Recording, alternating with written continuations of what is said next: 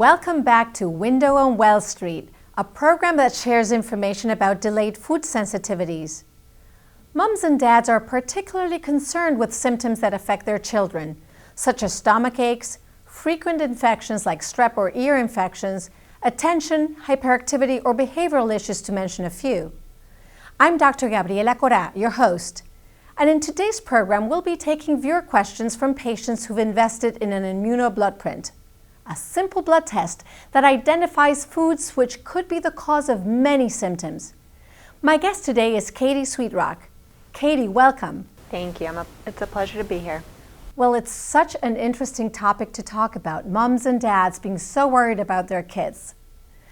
It is, and it's a big topic. Okay, let's go to our caller's question. Hello, this is Regina from Atlanta, Georgia.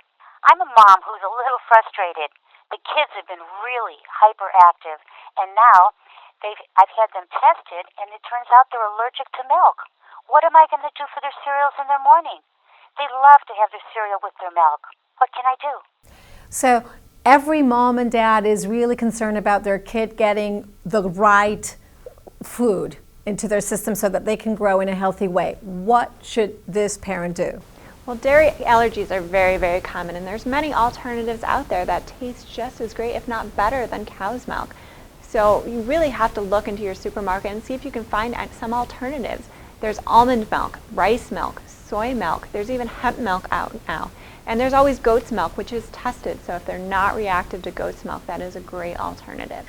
So that's wonderful. How about yogurt or other milk-related products? If they are reactive to milk, unfortunately, they do have to avoid yogurt and cheese for the most part. But there are many alternatives out there. So if you're using yogurt as a snack, you may want to find another snack to replace your yogurt.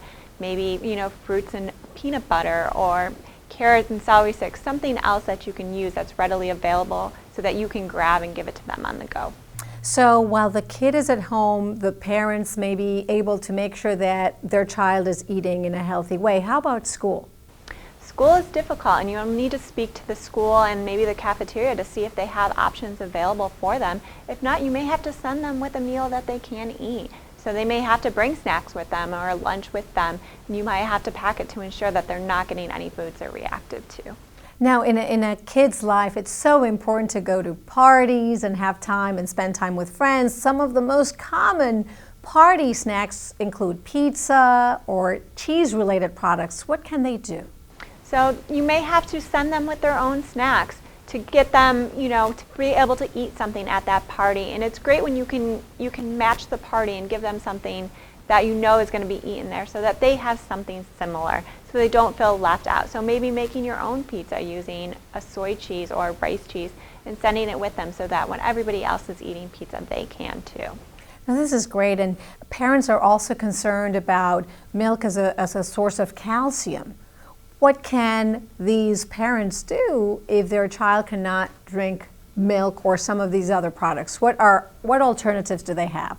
So dairy products are a great source of calcium, but there are multiple products that do have calcium. A lot of your green leafy vegetables are great sources of calcium. Things like broccoli, kale, spinach, chard, all contain calcium. If you're very concerned that your child's not getting the amount of calcium that they need, I recommend speaking to your doctor, your nutritionist, about possible supplementation. These are great tips, Katie. Any other tips or suggestions that you can give this busy mom or dad as they're trying to make sure their child is growing in a healthy way? So I think preparation is the key to making this successful. So if you are cooking and you do have time to cook, make a lot, put it in the freezer so that when your child gets hungry, you have something available so that you can reach and give to them that is healthy. This is great information, Katie. Thank you. You're welcome. We've got Dr. Mikael Parsons standing by with some alternative food ideas. Dr. Parsons, any ideas for our caller? For those of you who are looking for a milk substitute, but you don't want to mix a powder, this is something that you can grab, coconut milk. This is one of the new things that are readily available now. We don't have to rely on opening up a can. We can just pop it open and keep it just like we would a regular container of dairy milk. So you can add this to your cooking, you can use this with your cereals, or you could just drink it. and you have a lovely substitution. But if you don't like coconut, have no fear. There are other options. Just check with your local provider and see what they have available. And if you don't see something on the shelf, just ask. I'm sure they'd be more than happy to accommodate you. For those of you, and I use this a lot with infants, goat's milk is another nice substitute. There are certain areas of the country where goat's milk is their primary source of milk. It does contain a little bit of casein, so if casein's an issue, this may not be a good option for you. But goats tend to have better digestibility with the milk product than cows do. So for those of you who have a sensitivity to dairy, this is often a healthy alternative. Thanks, Dr. Mikel Parsons, and to you, Katie Sweetrock. You're welcome. We'll continue with Window on Wells Street after the break, but may I encourage those of you watching who may have a family member, friend, or coworker experiencing similar health issues with their children to forward the link below to them. And if your children are having symptoms, consider having your family tested for their immunobloodprint. Please learn more and get your family tested.